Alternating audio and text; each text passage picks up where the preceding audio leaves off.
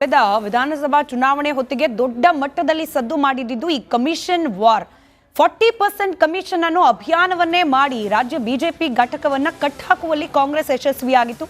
ಈಗ ಲೋಕಸಭಾ ಚುನಾವಣೆಯ ಹೊತ್ತಿನಲ್ಲೇ ಮತ್ತೆ ಕಮಿಷನ್ ವಾರ್ ಪ್ರಾರಂಭವಾಗಿದೆ. ಇದರ ಮತ್ತಷ್ಟು ಡೀಟೇಲ್ಸ್ ನಿಮಗೆ ಹಂಚಿಕೊಳ್ತಾರೆ ನನ್ನ ಕಲೀಗ್ ದೇವೇತ್. Over to you.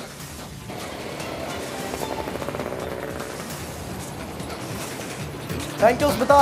ಎಸ್ ಗಮನಿಸ್ತಾ ಇದ್ದೀರಿ, ಕಳೆದ ಬಾರಿ 2023ರ ವಿಧಾನಸಭೆ ಚುನಾವಣೆಯ ಸಂದರ್ಭದಲ್ಲಿ ಯಾವ ರೀತಿ ಕಾಂಗ್ರೆಸ್ ಬಿಜೆಪಿ ವಿರುದ್ಧ 40% ಕಮಿಷನ್ ಆರೋಪವನ್ನು ಮಾಡಿತು. ಈ ಒಂದು ಆರೋಪವೂ ಕೂಡ ಈ ಬಾರಿ ಕಾಂಗ್ರೆಸ್ ಗೆಲ್ಲೋದಕ್ಕೆ ಕಾರಣ ಆಯಿತು ಅಂತಲೂ ಕೂಡ ಎಲ್ಲ ರೀತಿಯಲ್ಲೂ ಕೂಡ ದೊಡ್ಡ ಮಟ್ಟದಲ್ಲಿ ಅದು ಸಂಚಲನವನ್ನು ಮೂಡಿಸಿತ್ತು. ಆದರೆ ಈಗ ಬರ್ತಿರುವಂಥ ಮತ್ತೊಂದು ಮಾಹಿತಿ, ಈ ಸರ್ಕಾರದಲ್ಲೂ ಕೂಡ ಕಮಿಷನ್ ಆರೋಪ ಕೇಳಿ ಬರ್ತಾ ಇದೆ. ಈ ರೀತಿಯಾಗಿ ಕೆಂಪಣ್ಣ ಆರೋಪ ಮಾಡ್ತಿದ್ದಾರೆ. ಈ ಬಗ್ಗೆ ಆರ್ ಅಶೋಕ್ ಕೂಡ ಎಕ್ಸ್ಕ್ಲೂಸಿವ್ ಆಗಿ ಮಾತನಾಡಿದ್ದಾರೆ. ಪ್ರಮುಖವಾಗಿ ಲೋಕಸಭಾ ಚುನಾವಣೆ ಹೊತ್ತಲ್ಲೇ ಕಮಿಷನ್ ವಾರ್ ಶುರುವಾಗಿದೆ ನೋಡಿ. ಆಗ ವಿಧಾನಸಭೆ ಚುನಾವಣೆ ಟೈಮ್ನಲ್ಲಿ ಕಮಿಷನ್ ವಾರ್ ಶುರುವಾಗಿತ್ತು. ಇದೇ ರೀತಿ ಈಗ ಲೋಕಸಭೆ ಚುನಾವಣೆ ಸಮಯದಲ್ಲೂ ಕೂಡ ಅದರಲ್ಲೂ ಕಾಂಗ್ರೆಸ್ ಸರ್ಕಾರ ಮಾಡಿದಂಥ ಆರೋಪ ಈಗ ಅವರ ಸರ್ಕಾರದಲ್ಲೇ ಮತ್ತೆ ಕೇಳಿ ಬರ್ತಾ ಇರೋದು. ಸರ್ಕಾರ ಮತ್ತು ವಿಪಕ್ಷದ ನಡುವೆ ಮತ್ತೆ ಕಮಿಷನ್ ಫೈಟ್ ನಡೆಯುತ್ತಾ ಅಂತ ರಿಪಬ್ಲಿಕ್ ಕನ್ನಡದಲ್ಲಿ ಆರ್ ಅಶೋಕ್ ಎಕ್ಸ್ಕ್ಲೂಸಿವ್ ಆಗಿ ಈ ಬಗ್ಗೆ ಮಾತನಾಡಿದ್ದಾರೆ. ಜೊತೆಗೆ ಕೆಂಪಣ್ಣ ಕೂಡ ಆರ್ ಅಶೋಕ್ ಭೇಟಿಗೆ ಮುಂದಾಗಿದ್ದಾರೆ ಅಂತ ಹೇಳಿ. ಬಿಜೆಪಿ ಸರ್ಕಾರಕ್ಕೆ ಅಂಟ್ಕೊಂಡಿದ್ದಂತಹ ಭ್ರಷ್ಟಾಚಾರದ ಆರೋಪ, ಕಮಿಷನ್ ಕಳಂಕ ಈಗ ಕಾಂಗ್ರೆಸ್ ಸರ್ಕಾರಕ್ಕೆ ಮೆತ್ಕೊಳ್ತಾ ಇದೆ. ಈ ಸಂಬಂಧಪಟ್ಟಂತೆ ಮಾತಾಡೋದಕ್ಕೆ ನನ್ನ ಜೊತೆ ವಿರೋಧ ಪಕ್ಷದ ನಾಯಕರಂತ ಆರ್ ಅಶೋಕ್ ಅವರಿದ್ದಾರೆ. ಸರ್ ನಮಸ್ತೆ. ಈಗ ನಿಮಗೆ ನೇರವಾಗಿ ನೀವು ಆರೋಪ ಮಾಡ್ತಿರ್ತಕ್ಕಂಥ ಇಲಾಖೆಗಳು ಯಾವುವು? ಯಾಕೆಂತಂದರೆ ನೀವು ಒಬ್ಬರು ವಿರೋಧ ಪಕ್ಷದ ನಾಯಕರಾಗಿ ಸಾಕಷ್ಟು ಮಾಹಿತಿ ಇದೆ ನಿಮಗೆ. ಈಗಾಗಲೇ ಗುತ್ತಿಗೆದಾರರು ಕೂಡ ಮಾತಾಡಿದ್ದಾರೆ ನಿಮ್ಮ ಹತ್ರ. ಯಾವ ಇಲಾಖೆಗಳ ಬಗ್ಗೆ ನಿಮಗೆ ನೇರ ಆರೋಪ ಇರತಕ್ಕಂಥದ್ದು? ಈಗಾಗಲೇ ಕೆಂಪಣ್ಣ ಆಪಾದನೆ ಮಾಡಿದ್ದಾರೆ. ಯಾವ್ಯಾವ ಇಲಾಖೆ ಅಂತೇಳಿ, ನೀರಾವರಿ, ಅರ್ಬನ್ ಡೆವಲಪ್ಮೆಂಟ್, ಈ ಥರದ್ದೆಲ್ಲ ಇಲಾಖೆನೂ ನನ್ನನ್ನು ಕೂಡ ಬಂದು ಭೇಟಿ ಮಾಡ್ತೀನಿ ಅಂತ ಹೇಳಿದ್ದಾರೆ. ಈ ಸರ್ಕಾರ ಇವತ್ತು ಲೂಟಿಕೋರರ ಸರ್ಕಾರ ಆಗಿದೆ. 40% ಅಲ್ಲ, ಅವ್ರು ಕಡಿಮೆ ಹೇಳ್ತಾ ಇದ್ದಾರೆ. ಇದು ಇನ್ನೂ ಜಾಸ್ತಿ 70-75% ಲೂಟಿ ಹೊಡಿತಾ ಇದ್ದಾರೆ. ಅಷ್ಟು ಲೂಟಿ ಮಾಡೋವಂಥ ಸರ್ಕಾರ ಇದು. ನಮ್ಮ ಮೇಲೆ ಆಪಾದನೆ ಮಾಡಿದ್ರು, ಒಂದೇ ಒಂದು ಡಾಕ್ಯುಮೆಂಟ್ ಕೊಡಲಿಲ್ಲ. ಈಗ ಅವ್ರು ಕೇಳಿದ್ರೆ ಎಲ್ಲ ನಾಗಮೋಹನ್ ದಾಸಕ್ಕೆ ಕೊಡಿ ಅಂತಾರೆ. ಯಾಕೆ ನಾಗಮೋಹನ್ ದಾಸ್ ಕೊಡಬೇಕು? ಎಲ್ಲ ನೀವು CBI ತನಿಖೆ ಮಾಡಿ, CBI ತನಿಖೆ ಆದರೆ ಎಲ್ಲ ದಾಖಲೆಗಳನ್ನು ತೊಗೊಂಡೋಗಿ ಅಲ್ಲೇ ಕೊಡ್ತೀರಿ. ನಮ್ಮ ಹತ್ರನೂ ದಾಖಲೆ ಇದೆ, ಕೆಂಪಣ್ಣನ ಹತ್ರ ದಾಖಲೆ ಕೊಡ್ತೀನಿ ಅಂತ ಹೇಳಿದ್ದಾರೆ. ನನ್ನೂ ಕೂಡ ಭೇಟಿ ಮಾಡ್ತೀನಿ ಅಂತ ಹೇಳಿದ್ದಾರೆ. ಆ ದೃಷ್ಟಿಯಿಂದ ಇದನ್ನು ಇಮಿಡಿಯೇಟಾಗಿ CBI ತನಿಖೆ ಕೊಡಿ ಆಗ್ರಹ ಮಾಡ್ತೀನಿ. ಬಂದ 8 ತಿಂಗಳಲ್ಲಿ ಈ ಥರದ 40% ಆಪಾದನೆಯನ್ನು ಹೊತ್ತಿರ್ತಕ್ಕಂಥ ಮುಖ್ಯಮಂತ್ರಿ ಒಂದು ಕ್ಷಣವೂ ಕೂಡ ಅವರ ಅಧಿಕಾರದಲ್ಲಿರುವಂಥ ನೈತಿಕತೆ ಇಲ್ಲ. ನಮಗೆ CM ಅಂತ ಪೋಸ್ಟ್ ಹಾಕಿದ್ರು. ಇವತ್ತು ಸಿದ್ದರಾಮಯ್ಯನವರು ಅವ್ರ ಮಕ್ಕದ ಮೇಲೆ ಯಾವ CM ಅಂತ ಹಾಕ್ತಾರೆ? ಭ್ರಷ್ಟಾಚಾರ CM ಅಂತ ಹಾಕ್ತಾರ, ATM ಅಂತ ಹಾಕ್ತಾರ, ಸಿದ್ದರಾಮಯ್ಯ ಅಂತ ಹಾಕ್ತಾರ? ಅವ್ರು ತೀರ್ಮಾನ ಮಾಡ್ಕೊಬೇಕು. ಅದಕ್ಕೆ ಜನ ಇವತ್ತು ಆಪಾದನೆ ಮಾಡೋದಲ್ಲ BJP ಮೇಲೆ. ಅದೇ ಕೆಂಪಣ್ಣ ಸತ್ಯ ಹರಿಶ್ಚಂದ್ರ ಅಂದ್ರಲ್ಲ, ಈಗ ಅದೇ ಸತ್ಯ ಹರಿಶ್ಚಂದ್ರ ನಿಮ್ಮ ಮೇಲೆ ಆಪಾದನೆ ಮಾಡ್ತಾ ಇದ್ದಾರೆ. ನಿಮಗೆ ನೈತಿಕತೆ ಇದ್ದರೆ ಕೂಡಲೇ ರಾಜೀನಾಮೆ ಕೊಡಬೇಕು. ರಾಜಕೀಯದಲ್ಲಿ ನಾನು ಹೇಳಿದ್ರೆ ರಾಜೀನಾಮೆ ಕೊಟ್ಬಿಡ್ತೀನಿ ಏನಂತ ತಪ್ಪು ಹೇಳಿದರೆ ತಪ್ಪಲ್ಲ ರೀ. ಇದು ಭ್ರಷ್ಟಾಚಾರದ ಆಪಾದನೆ ಬಂದಿದೆ ನಿಮ್ಮ ಮೇಲೆ, ಕೂಡಲೇ ರಾಜೀನಾಮೆ ಕೊಡಬೇಕು ಅಂತೇಳಿ ನಾನು ವಿರೋಧ ಪಕ್ಷದ ನಾಯಕನಾಗಿ ಆಗ್ರಹವನ್ನು ಮಾಡ್ತಾಯಿದ್ದೆ. ಹಾಗೆ ಮುಂದೆ ಬೇರೆ ಏನಾದರೂ ಕಾನೂನಾತ್ಮಕವಾಗಿ ತನಿಖೆಗೆ ಆಗ್ರಹ ಮಾಡ್ತೀರಾ? CBI ತನಿಖೆ ಮಾಡಬೇಕು ಅಂತೇಳಿ ಆಗ್ರಹ ಮಾಡ್ತೀನಿ. ನಾಗಮೋಹನ್ ದಾಸು ಇವ್ರು ನೇಮಕ ಮಾಡಿರೋದು, ಅದರಿಂದ ಏನು ನ್ಯಾಯ ಸಿಗ್ತೈತೆ ಅಂತ ಏನಿಲ್ಲ. ಸಂವಿಧಾನದ ಪ್ರಕಾರ ರಚನೆ ಆಗಿರ್ತಕ್ಕಂಥ CBI ಇರ್ಬೋದು, ಲೋಕಾಯುಕ್ತ ಇರ್ಬೋದು, ಇದರಿಂದ ಮಾತ್ರ ನ್ಯಾಯ ಸಿಗೋಕ್ಕೆ ಸಾಧ್ಯ ಇದೆ. ಅದರಿಂದ ನಾವು ಆಗ್ರಹವನ್ನು CBI ತನಿಖೆ ಕೊಡಿ ಅಂತ ಆಗ್ರಹ ಮಾಡ್ತಾಯಿದ್ದೀವಿ. 75%ಗೆ ಕಮಿಷನ್ ಏರೋದಕ್ಕೆ ಕಾರಣ ಏನು ಅಂತ ಹೇಳ್ಬೋದು ಸರ್ ನೀವು? ಲೂಟಿ ಮಾಡ್ತಾ ಇದ್ದಾರೆ. ಈಗ ಮೊನ್ನೆ 5 ರಾಜ್ಯಗಳ ಚುನಾವಣೆಗೆ ಕರ್ನಾಟಕದಿಂದನೇ ದುಡ್ಡು ಹೋಯಿತು. ಈಗ ಪಾರ್ಲಿಮೆಂಟ್ಗೂ ಇಲ್ಲಿಂದನೇ ದುಡ್ಡು ಹೋಗಬೇಕು. ಕರ್ನಾಟಕದ ಹಣವನ್ನು ಲೂಟಿ ಮಾಡೋದು, ಅಲ್ಲಿ ಸೋನಿಯಾ ಗಾಂಧಿಯವರಿಗೆ, ರಾಹುಲ್ ಗಾಂಧಿ ಕಳಿಸ್ಕೊಡೋಕ್ಕೆ ಇದನ್ನು ಮಾಡ್ತಾ ಇದ್ದಾರೆ. ಇಲ್ಲಿ ಒಂದು ಕಡೆ ಕೇಂದ್ರ ಸರ್ಕಾರ ಹಣ ಬಿಡುಗಡೆ ಮಾಡಲ್ಲ ಅನ್ನೋದು, ಬಂದಿದ್ದ ಹಣ ಬಂದರೆ ಇಲ್ಲಿ ಲೂಟಿ ಮಾಡಿಬಿಟ್ಟು ಮತ್ತೆ ATM ಆಗಿ ಕೇಂದ್ರ ಸರ್ಕಾರಕ್ಕೆ, ಕೇಂದ್ರದ ಒಂದು ಕಾಂಗ್ರೆಸ್ ಸರ್ಕಾರ ಇತ್ತಲ್ಲ ಆ ಸಂದರ್ಭದಲ್ಲಿ ಯಾರ್ಯಾರಿದ್ದರು, ಸೋನಿಯಾ ಗಾಂಧಿಯವರು ಇರ್ಬೋದು, ರಾಹುಲ್, ಇಂಥವ್ರಿಗೆ ಕೊಡೋಕ್ಕೋಸ್ಕರ ಇವತ್ತು ಇದನ್ನು ಯೂಸ್ ಮಾಡ್ತಾ ಇದ್ದಾರೆ. ಕಳೆದ ಪಂಚರಾಜ್ಯ ಎಲೆಕ್ಷನ್ ವೇಳೆ 5,000 ಕೋಟಿ ಟಾರ್ಗೆಟನ್ನು ಹೈಕಮಾಂಡ್ ನಾಯಕರು ಕೊಟ್ಟಿದ್ರು ಅಂತೇಳಿ ಆರೋಪ ಮಾಡಿದ್ರು BJP ನಾಯಕರು. ಈ ಬಾರಿ ಲೋಕಸಭೆ ಚುನಾವಣೆಗೆ ಕಾಂಗ್ರೆಸ್ ನಾಯಕರಿಗೆ ಎಷ್ಟು ಟಾಸ್ಕ್ ಕೊಟ್ಟಿರ್ಬೋದು ಸರ್? ಅದನ್ನೆಲ್ಲ ಕೆಂಪಣ್ಣ ಅವರು ವರದಿ ಕೊಟ್ಟ ಮೇಲೆ ನಾನು ಮಾತಾಡಿ ಹೇಳ್ತೇನೆ. Thank you sir. ಇದಿಷ್ಟು ಕೂಡ ವಿರೋಧ ಪಕ್ಷದ ನಾಯಕರ ಮಾತು. ಒಟ್ಟಾರೆಯಾಗಿ ಸರ್ಕಾರದಲ್ಲಿ ಯಾವ ಪರಿ ಭ್ರಷ್ಟಾಚಾರ ಇದೆ ಅನ್ನೋದಕ್ಕೆ ಒಂದು ಉದಾಹರಣೆಯನ್ನು ಕೊಟ್ಟಿದ್ದಾರೆ. ಅದು ಕೇವಲ 40% ಅಲ್ಲ, ಅದು 75% ಅಂತಹ ಒಂದು ಬಾಂಬನ್ನು ಸಿಡಿಸಿರ್ತಕ್ಕಂಥದ್ದು. ಕ್ಯಾಮ್ರಾ ಪರ್ಸನ್ ಮಧು ಜೊತೆ ಸುರೇಶ್, ರಿಪಬ್ಲಿಕ್ ಕನ್ನಡ, ಬೆಂಗಳೂರು. ಈ ಬಗ್ಗೆ ಮತ್ತಷ್ಟು ಮಾಹಿತಿಯನ್ನು ಕೊಡ್ತಾರೆ ನಮ್ಮ ಪ್ರತಿನಿಧಿ ಸುರೇಶ್ ಲೈವ್ನಲ್ಲಿ ಜಾಯ್ನ್ ಆಗ್ತಿದ್ದಾರೆ. ಸುರೇಶ್, ನೋಡಿ, ಕಳೆದ ವಿಧಾನಸಭೆ ಚುನಾವಣೆ ಸಂದರ್ಭದಲ್ಲಿ ಕಾಂಗ್ರೆಸ್ ಮಾಡಿದಂಥ ಆರೋಪ ಬಿಜೆಪಿಗೆ ದೊಡ್ಡ ಮಟ್ಟದಲ್ಲಿ ಪರಿಣಾಮ ಬೀರ್ತು. ಈಗ ಲೋಕಸಭೆ ಚುನಾವಣೆಯಲ್ಲಿ ಬಿಜೆಪಿ ಮಾಡ್ತಿರುವಂಥ ಆರೋಪ ಎಷ್ಟರ ಮಟ್ಟಿಗೆ ಪರಿಣಾಮ ಬೀರ್ಬೋದು ಕಾಂಗ್ರೆಸ್ ಮೇಲೆ ಅಂತ ಹೇಳಿ ಲೋಕಸಭೆ ಚುನಾವಣೆ?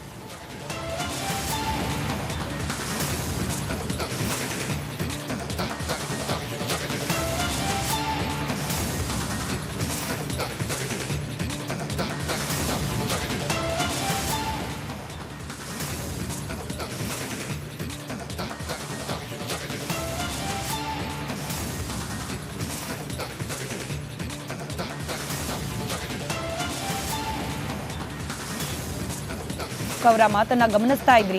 ಕೆಂಪಣ್ಣ ಅವರು ನನ್ನನ್ನು ಭೇಟಿ ಆಗ್ತೀನಿ ಅಂತ ಹೇಳಿದ್ದಾರೆ. ಮತ್ತಷ್ಟು ಹಗರಣಗಳು ಈ ಸರ್ಕಾರದ ಅಡಿಯಲ್ಲಿ ನಡೀತಾ ಇರೋದ್ರ ಬಗ್ಗೆ ಮಾಹಿತಿ ಹೊರಬೀಳೋ ಸಾಧ್ಯತೆ ಇದೆ. 40% ಅನ್ನೋದು ಕಡಿಮೆ ಆಯಿತು, ಇನ್ನೂ ಹೆಚ್ಚಿನ ಪ್ರಮಾಣದಲ್ಲಿ ಕಮಿಷನ್ ದಂಧೆ ನಡೀತಾ ಇದೆ. ಇದೆಲ್ಲವೂ ಕೂಡ ಮುಂಬರಲಿರುವ ಲೋಕಸಭಾ ಚುನಾವಣೆ ಹೊತ್ತಿಗೆ ಮತದಾರರ ಗಮನಕ್ಕೆ ತಂದು ಇನ್ನು ಬಿಜೆಪಿ ಮೇಲೆ ಆರೋಪವನ್ನ ಮಾಡ್ತಾ ಇದ್ರು ಕಾಂಗ್ರೆಸ್ ಪಕ್ಷದವರು. ಈಗ ಕಾಂಗ್ರೆಸ್ ಪಕ್ಷ ಇದಕ್ಕೆ ಯಾವ ರೀತಿಯಾಗಿ ಉತ್ತರವನ್ನ ನೀಡುತ್ತೆ ಅನ್ನೋದನ್ನ ಜನರ ಮುಂದಿಡುವ ಪ್ರಯತ್ನವನ್ನ ನಾವು ಮಾಡ್ತೇವೆ ವಿರೋಧ ಪಕ್ಷದ ಸದಸ್ಯರಾಗಿ ಅಂತ ಹೇಳಿ ಆರ್ ಅಶೋಕ್ ಅವರು ಮಾತನಾಡಿದ್ದಾರೆ.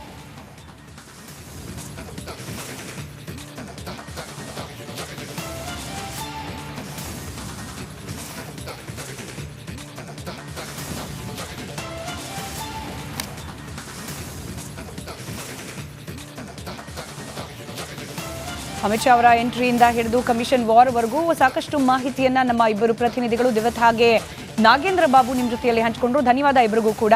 ಲೋಕಸಭೆ ಚುನಾವಣೆ ಹತ್ತಿರವಾಗ್ತಾ ಇದೆ. ಎಲ್ಲಾ ಪಾರ್ಟಿಗಳು ನಾನಾ ರೀತಿಯ ರಣತಂತ್ರಗಳನ್ನು ರೂಪಿಸ್ತಾ ಇವೆ. ಅದರಲ್ಲೂ ಬಿಜೆಪಿ ಹೆಚ್ಚು ಫೋಕಸ್ ಅನ್ನ ಮಾಡ್ತಾ ಇರೋದು ದಕ್ಷಿಣ ಭಾರತದ ರಾಜ್ಯಗಳ ಮೇಲೆ. ಈಗಾಗಲೇ ಅತಿಯ ವಿಶ್ವಾಸವನ್ನ ಹೊಂದಿದ್ದಾರೆ. ನಾವು 28ಕ್ಕೆ 28 ಲೋಕಸಭಾ ಕ್ಷೇತ್ರಗಳನ್ನ ಗೆಲ್ತೀವಿ ಅಂತ ಇದೇ ವಿಚಾರವನ್ನ ಮತ್ತಷ್ಟು ಪುಷ್ಟೀಕರಿಸಿದ್ದಾರೆ ಮಾಜಿ ಸಚಿವ, ಮಾಜಿ ಶಾಸಕ ಸಿ.ಟಿ. ರವಿ. 28ಕ್ಕೆ 28 ಲೋಕಸಭಾ ಕ್ಷೇತ್ರಗಳನ್ನ ಗೆಲ್ಲೋದೇ ನಮ್ಮ ಗುರಿ. ಇದರಲ್ಲಿ ಯಾವುದೇ ರೀತಿಯ ಸಂದೇಹ ಬೇಡ. ಯಾವುದೋ ಒಂದು ಕೆಟ್ಟ ಗಾಳಿ ಬೀಸಿ ರಾಜ್ಯದಲ್ಲಿ ಕಾಂಗ್ರೆಸ್ ಅಧಿಕಾರಕ್ಕೆ ಬಂದಿದೆ. ಆದರೆ ಈ ಸಾರಿ ಆ ರೀತಿ ಆಗಕ್ಕೆ ನಾವು ಬಿಡೋದಿಲ್ಲ. ಲೋಕಸಭೆ ಚುನಾವಣೆಯಲ್ಲಿಯೂ ಕೂಡ ಅದನ್ನ ಮತ್ತೆ ಸಾಬೀತು ಮಾಡ್ತೀವಿ. ಈ ಸಾರಿಯೂ ಕೂಡ ಕಳೆದ ಬಾರಿಗಿಂತ ಹೆಚ್ಚು ಸೀಟ್ಗಳನ್ನು ಗೆಲ್ತೀವಿ ಅಂತ ಹೇಳಿದ್ದಾರೆ. ಇದರ ಜೊತೆಗೆ ಯಾರು ನಮ್ಗೆ ವೋಟ್ ಹಾಕೋದಿಲ್ವೋ ಅವರು ಕೂಡ ಈ ಸಾರಿ ನಮಗೆ ವೋಟ್ ಹಾಕ್ತಾರೆ ಅನ್ನುವಂತಹ ಮಾತನ್ನ ಸಿ.ಟಿ. ರವಿ ಹೇಳುವ ಮೂಲಕ ವಿಶ್ವಾಸವನ್ನ ವ್ಯಕ್ತಪಡಿಸಿದ್ದಾರೆ. ಬಿಜೆಪಿ ಜೆಡಿಎಸ್ ಮೈತ್ರಿಯ ಬಳಿಕ ಬಿಜೆಪಿ ರಾಜ್ಯಾಧ್ಯಕ್ಷರ ನೇಮಕದ ಬಳಿಕ ಮೊದಲ ಬಾರಿಗೆ ಕರ್ನಾಟಕಕ್ಕೆ ಆಗಮಿಸ್ತಾ ಇರುವಂಥದ್ದು ಚುನಾವಣೆ, ಲೋಕಸಭಾ ಚುನಾವಣೆ ಕಹಳೆ ಊದೋದಕ್ಕೆ ಸಂಬಂಧಪಟ್ಟ ಮೈಸೂರು ಲೋಕಸಭಾ ಕ್ಲಸ್ಟರ್ ಮೀಟಿಂಗ್ ಕೂಡ ಮಾಡುವಂಥದ್ದು. ಅದೇ ರೀತಿ ಕೋರ್ ಕಮಿಟಿ ಸಭೆಯ ಪ್ರಮುಖರ ಜೊತೆ ಬಿಜೆಪಿ ಪ್ರಮುಖರ ಜೊತೆ ಸಭೆ ನಡೆಸೋದು. ಈ ಬಗ್ಗೆ ಮಾತಾಡೋಕ್ಕೆ ಮಾಜಿ ಸಚಿವರು ಮತ್ತು ಬಿಜೆಪಿ ಮುಖಂಡರಾದಂಥ ಸಿ.ಟಿ. ರವಿ ನಮ್ಮ ಜೊತೆ ಇದ್ದಾರೆ. ಸರ್, ಅಮಿತ್ ಶಾ ಅವರ ಭೇಟಿ ಬರ್ತಾರೆ, ಲೋಕಸಭಾ ಚುನಾವಣೆ ಒಂದು ರೀತಿಯಲ್ಲಿ ಅಧಿಕೃತವಾಗಿ ಚಾಲನೆ ಕೊಟ್ಟಂಗೆ. ನಮ್ಮ ಗುರಿ 28ಕ್ಕೆ 28 ಲೋಕಸಭಾ ಕ್ಷೇತ್ರವನ್ನು ಗೆದ್ದು 100% ರಿಸಲ್ಟ್ ಮಾಡಬೇಕು ಅನ್ನೋದು ನಮ್ಮ ಗುರಿ ಇದೆ. ದೇಶದಲ್ಲಿ ಮತ್ತು ರಾಜ್ಯದಲ್ಲಿ ಜನ ಕೂಡ ಮೋದಿಯವರು ಮತ್ತೊಮ್ಮೆ ಪ್ರಧಾನಮಂತ್ರಿ ಆಗಬೇಕು ಅಂತ ಬಯಸ್ತಾ ಇದ್ದಾರೆ, ಇರ್ರೆಸ್ಪೆಕ್ಟಿವ್ ಆಫ್ ಕ್ಯಾಸ್ಟ್. ವಿಧಾನಸಭೆಯಲ್ಲಿ ನಮಗೆ ವೋಟ್ ಹಾಕದೇ ಇರೋ ಜನನೂ ಕೂಡ ಈಗ ಓಪನ್ ಆಗಿ ಹೇಳ್ತಾರೆ, ನಮಗೂ ದೇಶಾಭಿಮಾನ ಇದೆ ರೀ, ನಾವು ರಾಮನ ಭಕ್ತರೆ, ನಾವು ಅಸೆಂಬ್ಲಿಲೇನೋ ಆಯಿತು ಆವಾಗ ನಿಮಗೆ ವೋಟ್ ಹಾಕಿಲ್ಲ, ಆದರೆ ಪಾರ್ಲಿಮೆಂಟಿಗೆ ಮಾತ್ರ ನಾವು BJP ಅಂತ ಹೇಳ್ತಿದ್ದಾರೆ. ಈಗಿನ ವಾತಾವರಣ ಇದೆ. ಹಾಗಿರಬೇಕಾದ್ರೆ 28ಕ್ಕೆ 28 ನಾವು ಗೆಲ್ತೀವಿ ದೇಶದ ಹಿತಕ್ಕಾಗಿ. ಪಶ್ಚಾತ್ತಾಪ ಪಟ್ಟಿದ್ದಾರೆ ಕಾಂಗ್ರೆಸ್ಗೆ ವೋಟ್ ಹಾಕ್ಬಿಟ್ಟು ತಮ್ಮ ಒಂದು ಭಾವನೆ ಯಾವುದೋ ಒಂದು ಕೆಟ್ಟ ಗಾಳಿ. ಅಮಿತ್ ಶಾ ಅವರು ರಾಜ್ಯಕ್ಕೆ ಎಂಟ್ರಿ ಕೊಟ್ಟಿದ್ದಾರೆ. CM ತವರು ಜಿಲ್ಲೆಯಿಂದಲೇ ರಣಕಹಳಿನ ಊದೋದಕ್ಕೆ ಸಿದ್ಧಗೊಂಡಿದ್ದಾರೆ. ಈಗಾಗಲೇ ಒಂದು ಸ್ವಲ್ಪ ಮಾಹಿತಿಯನ್ನು ಕೊಟ್ಟಿದ್ದೀವಿ. ಮತ್ತಷ್ಟು ಎಕ್ಸ್ಕ್ಲೂಸಿವ್ ಮಾಹಿತಿಗಳಿದೆ. ಅಮಿತ್ ಶಾ ಅವರ ಕೈಯಲ್ಲಿರುವಂಥ 28 ಅಭ್ಯರ್ಥಿಗಳ ಪಟ್ಟಿಯಲ್ಲಿ ಯಾರೆಲ್ಲ ಇದ್ದಾರೆ, ಯಾರೆಲ್ಲ ಇಲ್ಲ ಅನ್ನೋದ್ರ ಬಗ್ಗೆ ಕೂಡ ಒಂದಷ್ಟು ಎಕ್ಸ್ಕ್ಲೂಸಿವ್ ಇನ್ಫಾರ್ಮೇಷನ್ ಇದೆ. ಇವತ್ತು ಮೀಟಿಂಗಲ್ಲಿ ಏನೆಲ್ಲ ಚರ್ಚೆಗಳಾಗುತ್ತೆ, ಯಾವ ವಿಚಾರದ ಬಗ್ಗೆ ಚರ್ಚೆಗಳು ಮಾಡ್ತವೆ, ಅದೆಲ್ಲವನ್ನ ಕೂಡ ನಿಮಗೆ ಮುಂದಿನ ಹಂತದಲ್ಲಿ ನಿರಂತರವಾಗಿ ಕೊಡ್ತಾ ಹೋಗ್ತೀವಿ. ಉತ್ತರ ಪ್ರದೇಶದಲ್ಲಿ ಅಯೋಧ್ಯೆ ಬಾಲರಾಮನ ಉತ್ಸವ ನಡೀತಾ ಇದೆ. ಗರ್ಭಗುಡಿಯಲ್ಲಿ ನಿಂತ ರಾಮಲಲ್ಲ ಲಕ್ಷ ಜನಕ್ಕೆ ದಿನಂಪ್ರತಿ ದರ್ಶನವನ್ನ ನೀಡ್ತಾ ಇದ್ದಾನೆ. ಮಂದಿರದ ಪ್ರಾಂಗಣದಲ್ಲಿ ನಡೆಯುವ ಮಂಡಲೋತ್ಸವದಲ್ಲಿ ಚಿನ್ನದ ಅಟ್ಟೆ ಪ್ರಭಾವಳಿಯ ಜೊತೆ ಬೆಳ್ಳಿ ಪಲ್ಲಕ್ಕಿಯಲ್ಲಿ ಕೂತು ರಘುಕುಲ ನಂದನ ಮುದ್ದು ರಾಮ ಉತ್ಸವ ಹೊರಟಿದ್ದಾನೆ. ಈ ಕುರಿತು ಕಂಪ್ಲೀಟ್ ಡೀಟೇಲ್ಸ್ ನಿಮ್ಮ ಮುಂದೆ.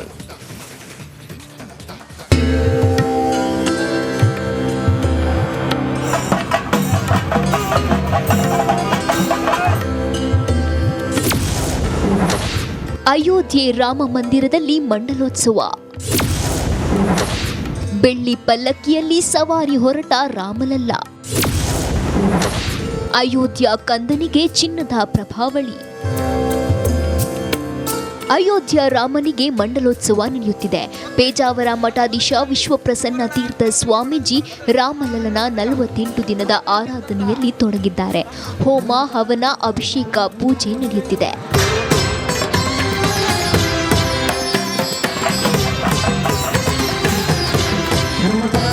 ಶ್ರೀ ಸಂಸ್ಥಾನ ಕಾಶಿ ಮಠದ ಶ್ರೀ ಸಂಯಮೀಂದ್ರ ತೀರ್ಥ ಶ್ರೀಪಾದರು ಮತ್ತು ಭಕ್ತರಿಂದ ಅರ್ಪಿಸಲಾದ 70 ಲಕ್ಷ ರೂಪಾಯಿ ಮೌಲ್ಯದ ಸ್ವರ್ಣ ಅಟ್ಟೆ ಪ್ರಭಾವಳಿಯನ್ನ ಅಯೋಧ್ಯೆಯಲ್ಲಿ ಶ್ರೀ ಪೇಜಾವರ ಶ್ರೀಗಳ ಮೂಲಕ ರಾಮದೇವರಿಗೆ ಅರ್ಪಿಸಿದರು.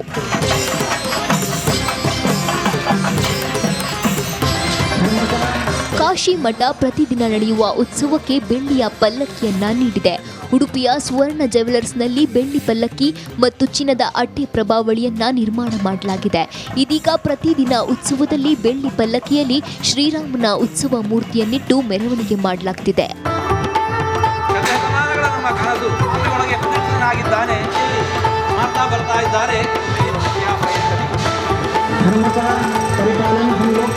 ಶಿಕ್ಷಣ, ಆರೋಗ್ಯ ಮತ್ತು ಬಡವರಿಗೆ ಮನೆ ನಿರ್ಮಾಣ ಹೀಗೆ 10 ಲಕ್ಷ ರೂಪಾಯಿ ಸಮಾಜ ಸೇವೆ ಮಾಡಿದವರಿಗೆ ರಾಮದೇವರಿಗೆ ರಜತ ಕಲಶಾಭಿಷೇಕ ಸೇವೆ ಮಾಡುವ ಅವಕಾಶವಿದೆ. ಜನವರಿ 22ರ ನಂತರ ನಿರಂತರವಾಗಿ ರಾಮನಿಗೆ ಬೆಳ್ಳಿಯ ಕನಸಿನಲ್ಲಿ ಅಭಿಷೇಕ ನಡೆಯುತ್ತಿದೆ. ಪ್ರತಿದಿನ 2 ಲಕ್ಷಕ್ಕೂ ಹೆಚ್ಚು ಜನ ಅಯೋಧ್ಯೆಗೆ ಭೇಟಿ ಕೊಡ್ತಾರೆ. ಪ್ರಪಂಚದಲ್ಲೇ ಧಾರ್ಮಿಕ ಕ್ಷೇತ್ರಕ್ಕೆ ಅತಿ ಹೆಚ್ಚು ಭೇಟಿ ಕೊಡುವ ಕ್ಷೇತ್ರ ಎಂಬ ಕೀರ್ತಿಗೆ ಅಯೋಧ್ಯೆ ಪಾತ್ರವಾಗಿದೆ. ಅಂಕಿತ್ ಜೊತೆಗೆ ಹರೀಶ್ ಪಾಲೇಚರ್, ರಿಪಬ್ಲಿಕ್ ಕನ್ನಡ, ಉಡುಪಿ.